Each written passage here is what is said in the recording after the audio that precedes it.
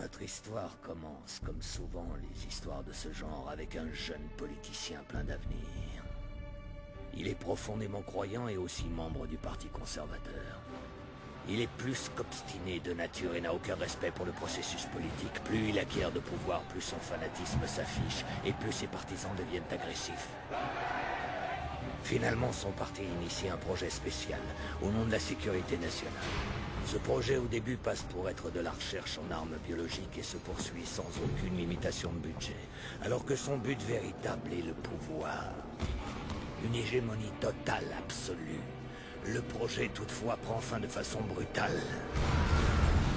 Mais les efforts des protagonistes n'ont pas été vains. Une nouvelle technique de guerre est née du sang de l'une des victimes. Imaginez un virus, le plus terrifiant qui puisse exister, et ensuite imaginez que vous, et vous seul, ayez le remède. Si votre but ultime est le pouvoir, comment utiliser au mieux une telle arme? C'est ici que dans notre histoire, le loup sort du bois. C'est un homme, apparemment sans conscience, pour qui la fin justifie toujours les moyens, et c'est lui qui suggère que leur cible ne devrait pas être un ennemi du pays, mais plutôt le pays lui-même. Pour maximiser l'effet de l'attaque, 3 cibles sont choisies, une école, une station de métro et un centre d'épuration. Plusieurs centaines de morts dès les premières semaines.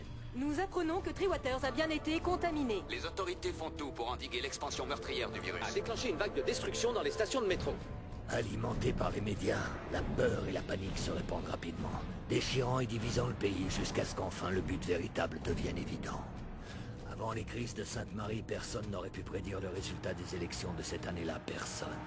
Et ensuite, peu après les élections, voilà qu'advint un miracle. Certains crurent à une intervention divine, mais c'était l'œuvre d'une compagnie pharmaceutique contrôlée par certains membres du parti qui devinrent tous scandaleusement riches. Un an après, plusieurs extrémistes ont droit à un procès, sont condamnés et exécutés, pendant qu'un mémorial est élevé pour canoniser leurs victimes. Mais le résultat final, le vrai génie de ce plan, était la peur. La peur devint l'instrument suprême de ce gouvernement et le moyen pour notre jeune politicien de se faire nommer pour tenir le poste nouvellement créé de haut chancelier. Le reste, comme on dit, appartient à l'histoire.